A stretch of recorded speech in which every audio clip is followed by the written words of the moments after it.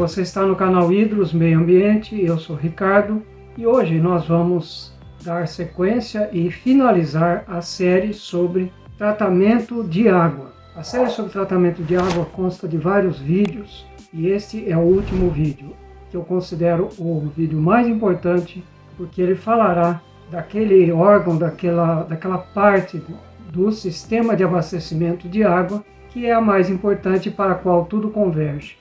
É a estação de tratamento de água, porque nela nós produzimos a água que servirá às populações de maneira adequada, tanto em termos de qualidade como também em termos de quantidade. Neste vídeo, então, nós veremos esta parte da estação de tratamento de água associada com as demais partes, os demais setores do sistema de abastecimento de água como um todo. Como parte dos sistemas de abastecimento de água, nós temos os processos de tratamento de água, sendo que o sistema de abastecimento é uma solução coletiva para abastecer de água uma comunidade de qualquer porte, e inclui então as ETAs, as estações de tratamento de água. Podemos dizer que as ETAs são o coração do sistema de abastecimento de água, porque elas possibilitam que a água seja fornecida em qualidade e também em quantidade adequadas para as populações. Lembrando, inicialmente, como já fizemos em outros vídeos, que estes números entre colchetes se referem às citações ou às referências bibliográficas que nós temos ao final do vídeo. Vemos então aqui uma imagem de um sistema de abastecimento de água que é ampliada então nesse slide. Primeira unidade é o curso d'água com a sua respectiva captação, o sistema de captação, e o sistema de captação levando a água através de estações elevatórias, estações, porque nós podemos ter mais de uma, as estações de tratamento. Na mesma forma, nós podemos ter uma ou mais estações de tratamento dentro de um sistema de abastecimento de água. E da estação de tratamento nós temos a distribuição, a reservação e a distribuição através da rede para o consumidor final.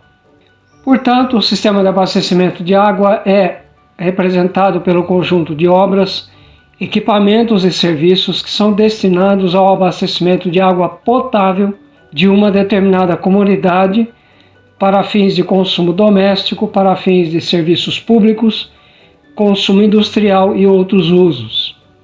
No caso dos sistemas coletivos de tratamento, a água bruta, que é chamada também de in natura, pode apresentar um certo teor de impurezas, o que normalmente acontece, o que vai demandar, portanto, tratamento que compreende as seguintes operações ou processos unitários: floculação, decantação, filtração e desinfecção.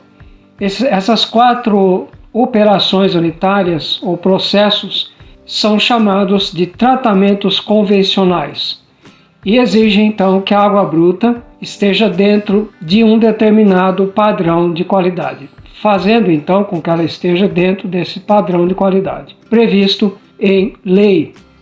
Ainda então a respeito da qualidade da água produzida, essa qualidade não depende apenas dos processos que já mencionamos, acabamos de mencionar, esses quatro processos de tratamento, e nem também da distribuição, mas depende também diretamente da qualidade da água bruta, porque dependendo da qualidade da água bruta, esses processos não conseguem atender os requisitos legais para o tratamento e a consequente potabilização desta água. Existem limites quanto à tecnologia. Em outros casos, as características da água in natura ou água bruta exigem tratamentos mais eficientes que podem ser inclusive antieconômicos, pois eles envolvem controle ainda maior da qualidade da água a ser distribuída. E também é importante considerar que o controle de qualidade da água se processa quando o consumidor está para utilizar ou, como ocorre frequentemente, já utilizou aquela água. É o que acontece nos serviços de abastecimento de água, no caso do controle de qualidade, onde nós temos pontos em toda a rede de distribuição, onde então o usuário recebe essa água e essa qualidade é controlada para que todos os usuários recebam essa água com segurança para o seu uso. O que é o tratamento em si? O tratamento é uma forma analiticamente simples, e aqui entre aspas, de transformação, compreendendo a retirada e a adição de substâncias da matéria-prima, que no caso é a água bruta, por meio de utilização racional de fenômenos físicos, químicos e biológicos.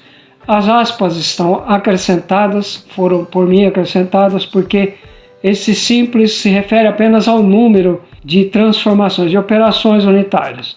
Mas as operações em si são altamente complexas, como nós veremos mais à frente.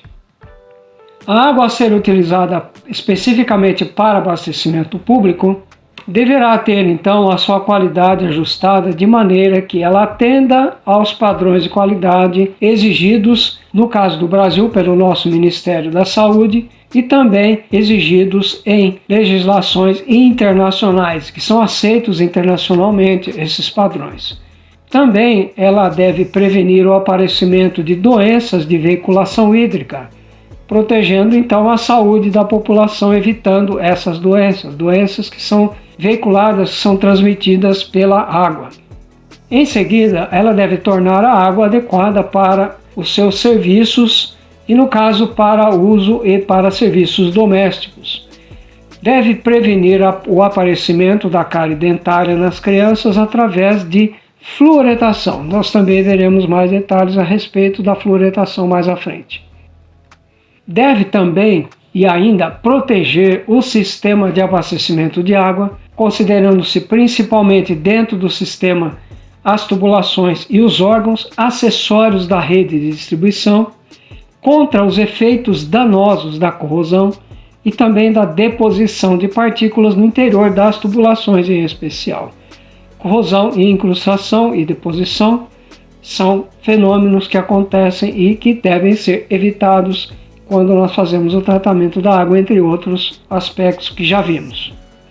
A prática, então, que é consagrada no Brasil para a concepção, para os estudos de concepção de projeto das estações e tratamento de água, a partir de mananciais superficiais, nós não vamos falar aqui de mananciais subterrâneos, na grande maioria das situações adota a combinação de algumas etapas que passaremos a ver. A primeira delas é a clarificação, que tem, resumidamente, o objetivo de remover sólidos que estejam na água. A desinfecção, ela, por sua vez, elimina micro-organismos patogênicos, que são aqueles que provocam as doenças, que estão também presentes nas águas. Em terceiro lugar, a fluoretação, que já mencionamos, que é para a prevenção da cárie dentária, principalmente direcionada para o público infantil. E, por fim, o controle de corrosão, como acabamos de ver no slide anterior.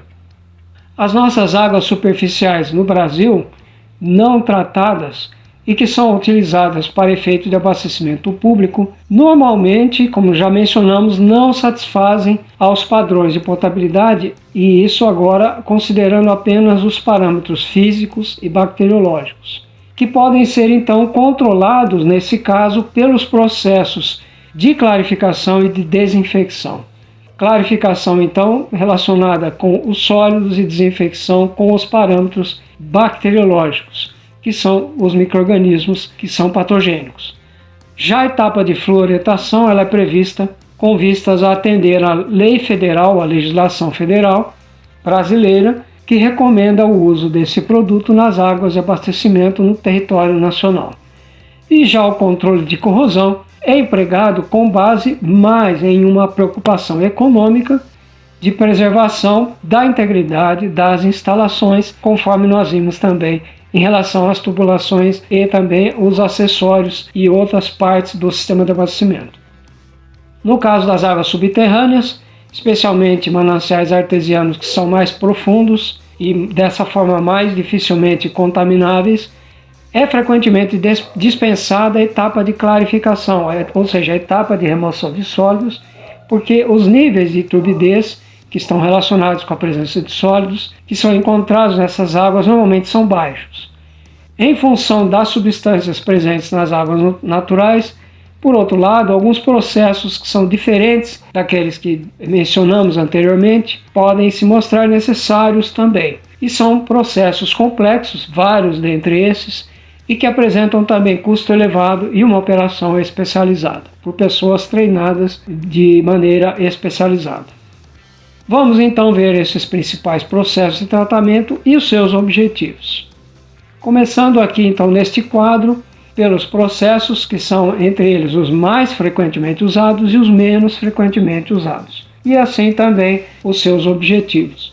Os mais frequentes são a clarificação, a desinfecção, a fluoretação e o controle de corrosão e também de incrustação, que pode ocorrer ou um processo ou outro, ou a corrosão ou a incrustação, ou ambos também, dependendo da qualidade da água bruta. Os menos frequentes, entre eles nós temos o abrandamento, a adsorção, a aeração, a oxidação, o tratamento com membranas e também a troca iônica. Vamos então analisar cada um deles. Começando pela clarificação. O que significa clarificação? Nós já vimos introdutoriamente que é a remoção de turbidez, mas também de alguns micro-organismos e também de alguns metais pesados. Esses metais pesados têm o seu equilíbrio químico modificado através dos processos de tratamento e eles precipitam, sendo então removidos adequadamente. A desinfecção já é um processo de remoção dos micro-organismos patogênicos, aqueles que causam doenças, principalmente aquelas que estão relacionadas com os seres humanos, mas também com os animais. Já a fluoretação, conforme também já verificamos, é a proteção da cárie dentária infantil. E o controle de corrosão e ou incrustação, ele destina-se a acondicionar ou condicionar a água de uma maneira que evite os efeitos tanto corrosivos como incrustantes no sistema de abastecimento e nas instalações domiciliares, ou seja, nas residências onde essa água é utilizada, mas também em outros equipamentos públicos. Dentre os processos menos frequentes, nós temos o abrandamento. O que é o abrandamento? O abrandamento é a remoção da dureza, que constitui-se basicamente de sais, de cálcio e de magnésio. E também destina-se à remoção, além da dureza, de alguns contaminantes inorgânicos. A adsorção, que é um processo em que se utiliza carvão ativado, carvão ativo, ela acontece na superfície dos grânulos de carvão ativado. E essa adsorção, ela se destina à remoção de contaminantes, tanto orgânicos como também inorgânicos, e por sua vez, a partir dessa remoção, o controle de sabor e de odor das águas. Já a aeração, que é conduzida através da introdução de ar na massa líquida, com a utilização do oxigênio, direta ou indiretamente, consiste na remoção também de contaminantes orgânicos e na oxidação. Nesse caso, a remoção ocorre por oxidação de substâncias inorgânicas, remoção, por exemplo, de ferro e de manganês, que são dois elementos químicos que provocam manchas nos aparelhos domésticos e também nos aparelhos sanitários. Já a oxidação, que é diretamente a remoção através de reações em que o oxigênio está envolvido, a remoção de contaminantes orgânicos e de substâncias inorgânicas, também como ferro e manganês, ela ocorre então na presença do oxigênio, que pode ser até mesmo oxigênio puro. O tratamento com membranas também se destina da mesma maneira à remoção de contaminantes orgânicos e inorgânicos, assim como a troca iônica se destina apenas à remoção de contaminantes inorgânicos. O tratamento com membranas, nós temos, por exemplo, a osmose reversa, e a troca iônica é feita com resinas catiônicas e aniônicas em vasos pressurizados, normalmente, em que então essas substâncias que são poliméricas, tanto as membranas como as resinas, elas se destinam à remoção desses contaminantes, tanto orgânicos como inorgânicos. Enfim, esses processos especiais menos frequentes, eles se destinam especialmente, normalmente, à redução ou remoção de contaminantes, tanto orgânicos como inorgânicos. É o que nós vimos, então, nesse slide, os principais processos de tratamento e os seus objetivos. Vamos agora, então, detalhar os principais processos de tratamento.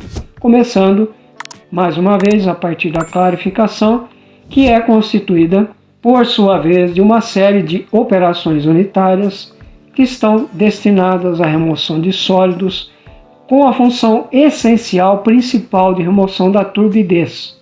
Turbidez está relacionada com a presença de sólidos. E isto, então, apresenta uma grande importância no tratamento das águas de abastecimento. Importância essa que é proporcional à importância do parâmetro turbidez na legislação de potabilidade de água. A clarificação, ela prevê que uma água que atenda aos rigorosos requisitos de turbidez dos padrões de potabilidade garanta, primeiro, uma aparência esteticamente adequada, uma aparência que faça com que o consumidor, o usuário, não tenha rejeição estética daquela água. Ele se dispõe a utilizar, a consumir aquela água sem nenhuma restrição. Depois, ela também prevê que haja quantidades reduzidas, de preferência nenhuma quantidade, mas se não, devido aos limites das tecnologias de tratamento em geral, como já mencionamos, pelo menos quantidades reduzidas, bastante reduzidas de micro-organismos. E ainda um desempenho que seja adequado durante o processo de desinfecção, devido a que não haja sólidos, a ausência de sólidos que seriam capazes de proteger os organismos patogênicos contra a ação do agente desinfetante, ou seja, eles constituem barreira contra os agentes desinfetantes, o que não é desejável de maneira nenhuma, ao contrário, é desejável que não exista nenhum tipo de barreira que venha atrapalhar a ação do agente desinfetante, que pode ser, e nós vamos ver isso mais à frente também, que pode ser o cloro, entre outros agentes. A clarificação também compreende, além da remoção da turbidez, que envolve mais diretamente os sólidos, envolve também a remoção da cor da água, que quando em teores baixos ocorre durante os processos de coagulação e filtração. E em relação à filtração, na filtração chamada rápida, são obtidos melhores resultados do que na filtração chamada lenta. Nós vamos também analisar um pouco mais a fundo mais à frente. As operações, então, que podem ocorrer durante a operação de clarificação são resumidas a seguir. Lembrando ainda, antes de nós passarmos por slide posterior, que a cor está mais relacionada com elementos orgânicos que estão presentes nas águas e a turbidez mais a elementos minerais e micro-organismos. Então, nós temos a clarificação, remoção de ambas, turbidez e de cor, e no caso, através de processo de coagulação e filtração, sendo a filtração rápida ou filtração lenta, e a filtração rápida como mais eficiente que a filtração lenta. Vamos então passar às operações que podem ocorrer durante a operação de clarificação. Estão resumidamente descritas a seguir. A primeira delas é a coagulação. Nós já mencionamos e vamos agora discriminar o que é a coagulação. A coagulação é uma operação na qual é realizada a desestabilização dos colóides, que são partículas sólidas muito pequenas presentes na água. Existe aí uma faixa de tamanho que nós não vamos aqui apresentar, mas quem sabe num outro vídeo, em relação às partículas sólidas minúsculas que estão presentes na água.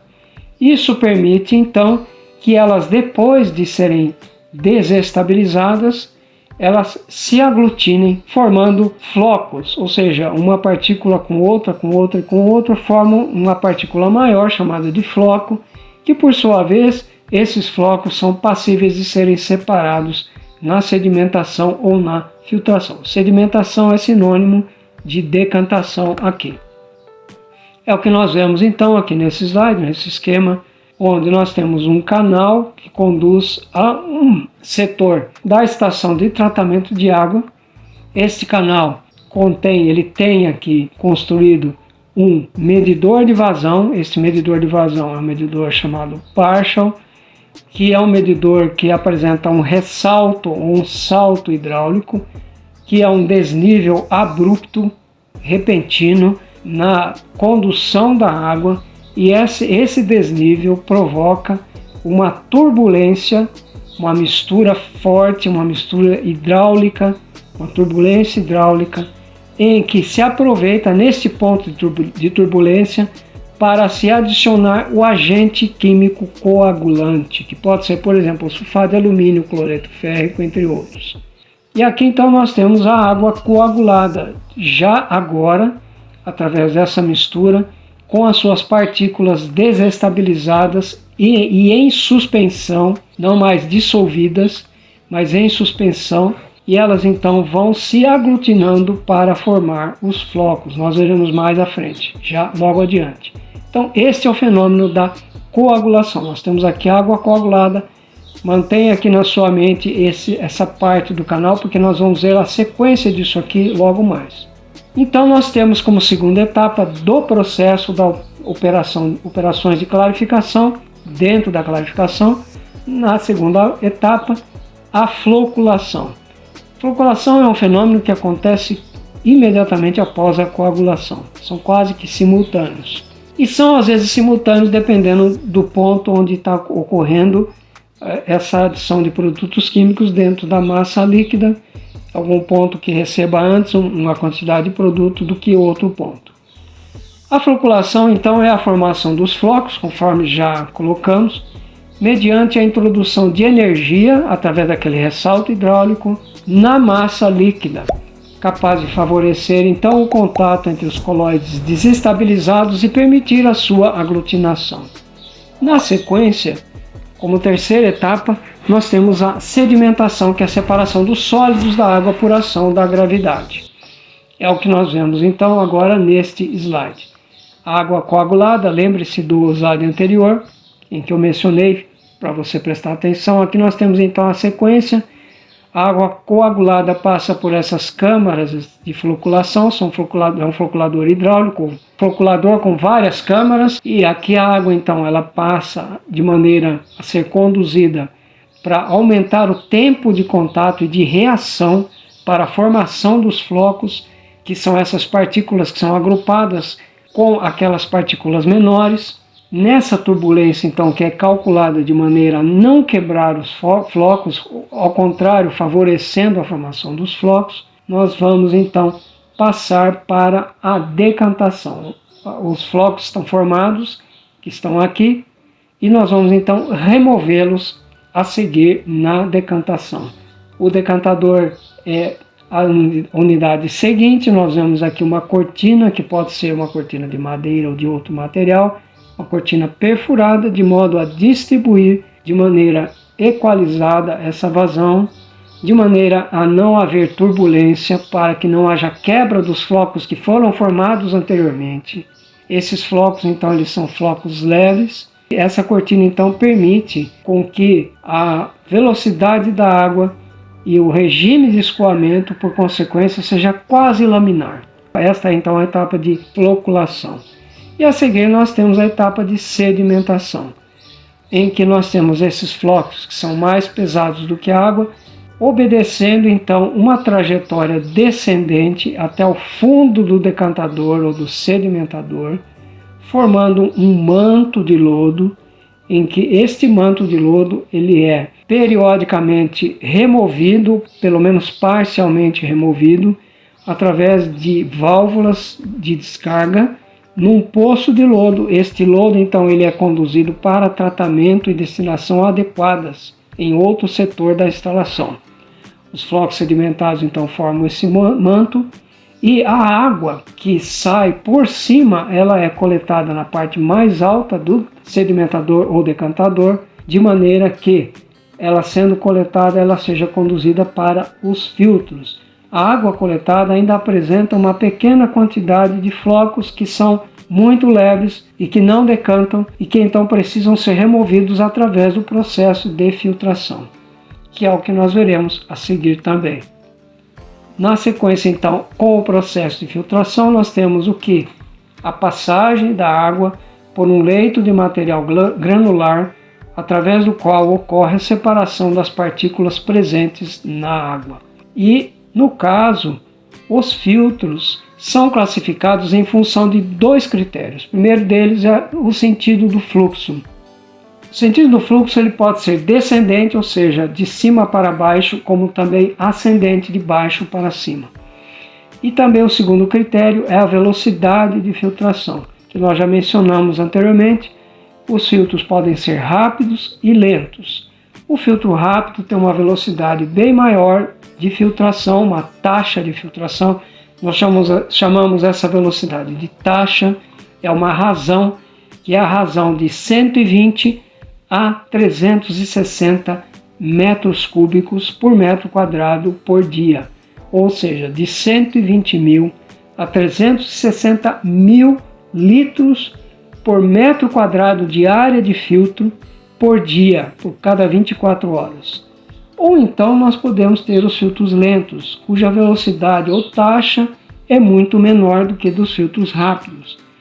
É de 3 a 14 metros cúbicos por metro quadrado por dia, ou seja, 3.000 a 14.000 litros por metro quadrado por dia, metro quadrado de área de filtro. Portanto, muito menor do que os filtros rápidos, sendo os filtros lentos, eles utilizam um outro mecanismo de filtração, em que inclusive ocorre a formação de camadas de micro-organismos, de biota na superfície, como se fosse uma gelatina na parte de cima do filtro, em cima da camada superior, por exemplo, de areia, e fazendo então com que haja a degradação das impurezas que estão ainda presentes na água.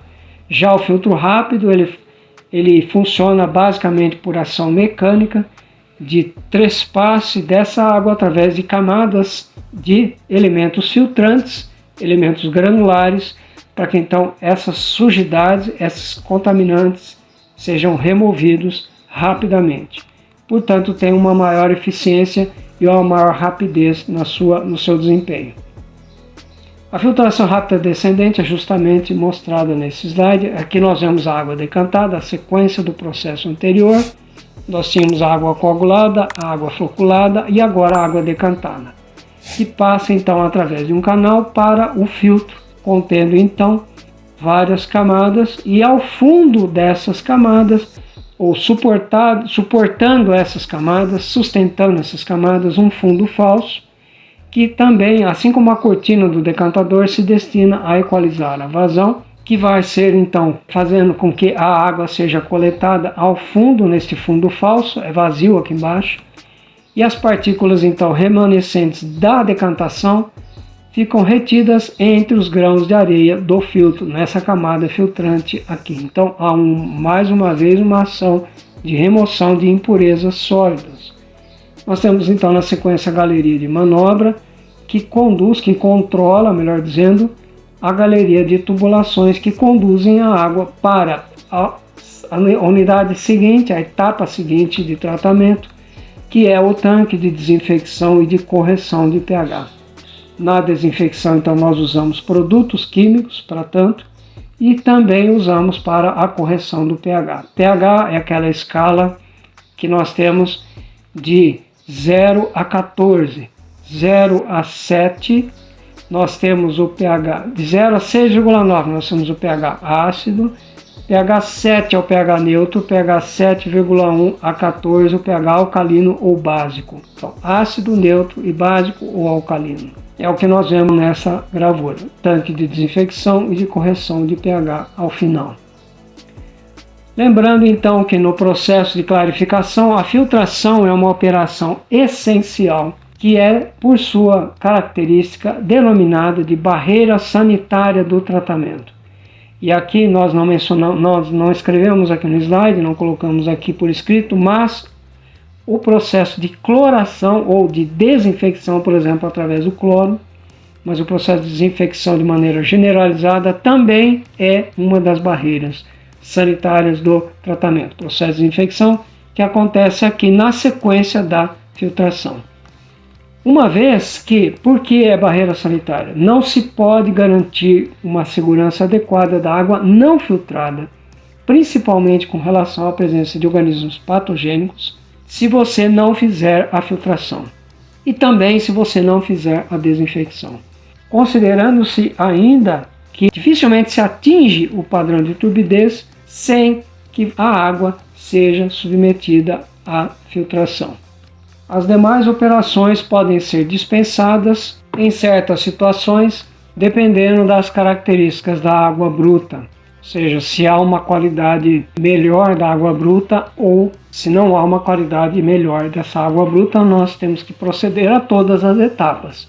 E quando todas as 4 operações, e essas etapas não podem ser dispensadas, essas operações não podem ser dispensadas, então nós vamos fazer todas elas em uma instalação de tratamento. Além do processo de desinfecção, tem-se então o denominado tratamento clássico ou convencional que mencionamos no início do nosso estudo. É o que nós vemos neste slide. A água bruta entrando no sistema de tratamento de água, no caso na ETA, na estação de tratamento de água. Aqui ela sofre o fenômeno da coagulação com a adição de produtos químicos. Além de nós termos o medidor de vazão, nós medimos a vazão da água que está entrando, nós também aproveitamos essa unidade para promover a coagulação com a adição de produtos químicos. A floculação hidráulica na sequência, com a formação dos flocos que foram formados a partir da desestabilização das partículas sólidas que ocorre na coagulação, e depois da floculação, a formação dos flocos, os flocos que são formados, removidos na sedimentação ou decantação, os flocos pequenos, finos, que não foram removidos por precipitação, por decantação, por sedimentação, vão passar à etapa da filtração e, por fim, a etapa de desinfecção e correção de pH. Esta, então, é a sequência do chamado tratamento clássico ou convencional. O uso de produtos químicos é importante e deve ser mencionado e analisado aqui, porque o processo de tratamento ele é complementado pelo uso desses produtos, porque esses produtos visam a alteração de algumas características da água, fazendo com que haja uma otimização das etapas de tratamento e ainda uma melhoria do produto final, que é a água potável. O quadro, então, a seguir vai mostrar os principais produtos usados e as suas aplicações. Desse lado, então, esquerda, aplicação, e do lado direito, os produtos que são utilizados, e entre os utilizados, aqueles que são mais utilizados, os mais comumente utilizados. Começando, então, pela remoção de partículas em suspensão ou coagulação, dentro do processo maior da clarificação, lembrando. O primeiro deles é o sulfato de alumínio, que é o mais utilizado. Depois nós temos sulfato ferroso clorado, sulfato férrico, cloreto férrico e o aluminato de sódio. Nós vemos aqui que são sais à base de sulfato, de alumínio, de ferro, de cloretos e também de sódio. Para o ajuste de pH, nós temos alguns produtos que, entre eles, a cal hidratada é o mais utilizado, assim como o sulfato de alumínio para a remoção de sólidos, partículas sólidas. A cal hidratada, depois o carbonato de cálcio, o carbonato de sódio, que alguns chamam de soda, mas não é bem a soda, mas é sim a barrilha, o hidróxido de sódio, esse sim é a soda cáustica, o gás carbônico, o ácido clorídrico e o ácido sulfúrico. Esses três últimos, eles são destinados a acidificar a água. Os outros anteriores são para alcalinizar ou tornar básica ou alcalina a água. Para o controle da corrosão, nós temos como produto mais utilizado a cal hidratada, assim como no ajuste de pH.